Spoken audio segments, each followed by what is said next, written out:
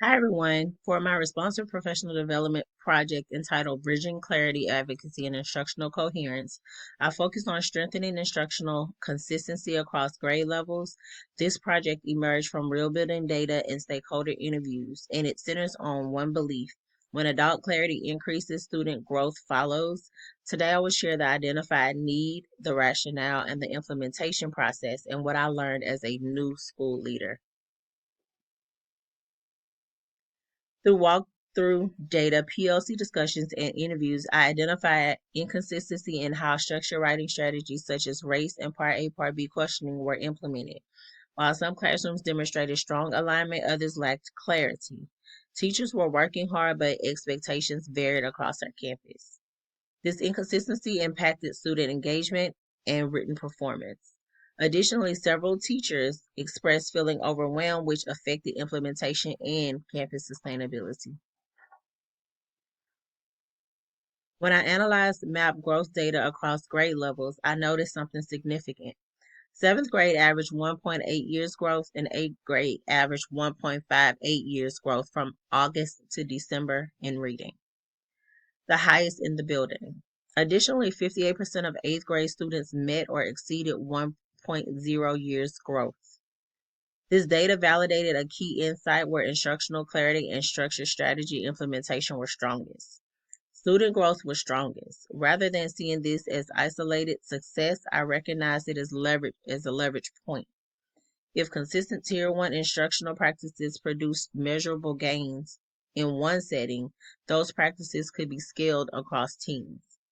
This shifted my project from remediation to replication.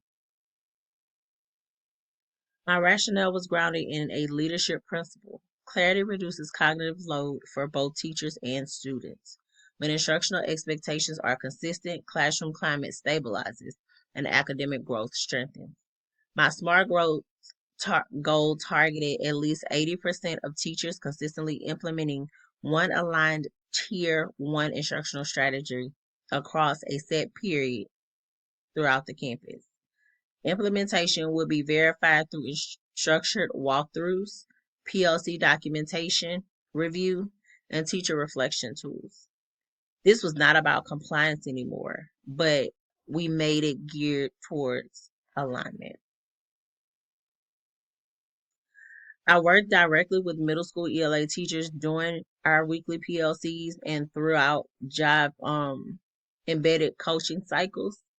The setting was more collaborative than anything. We used student work, we modeled strategies, and reflectively and collectively worked together to see how we could best meet our goals.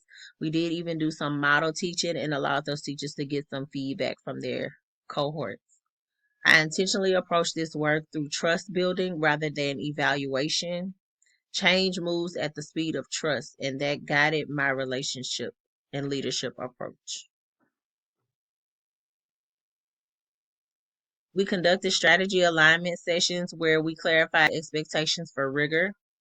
Teachers analyzed students' writing samples collectively to identify patterns. I modeled high leverage instructional routines through our PLC.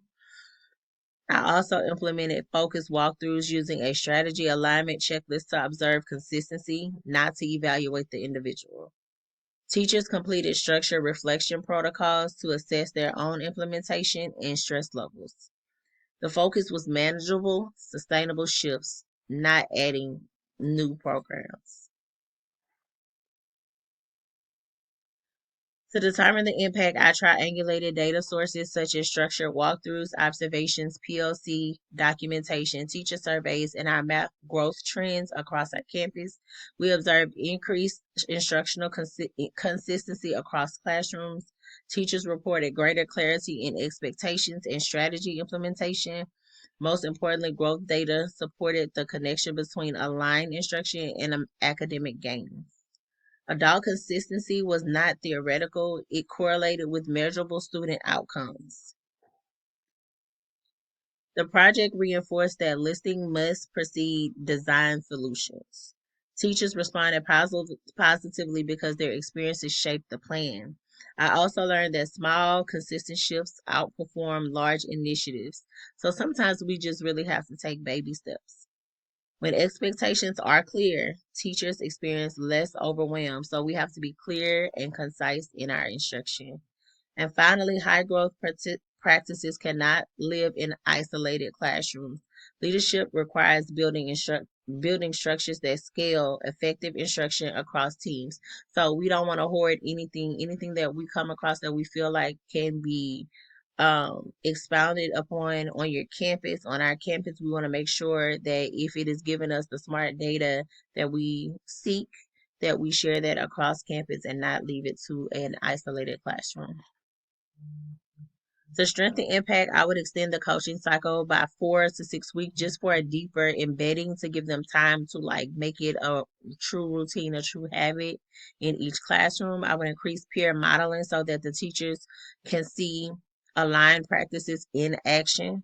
I would also formalize strategy alignment checks within PLC documentation and sustainability requiring structure, not just intention. So we want to make sure that we are utilizing those high performing teachers to go in and to model these practices and not just leaving it on the shoulders of leadership.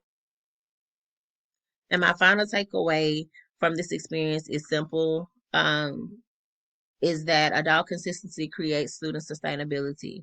When instructional alignment increases, classroom clarity increases. When clarity increases, engagement strengthens. And when engagement strengthens, learning accelerates, which we saw in the data. Supporting educators is not separate from student achievement. They go hand in hand, and it is the foundation of everything that we do. The project deepened my understanding that leadership is not about adding more, it is about strengthening what works and building systems that sustains what we already have. Thank you.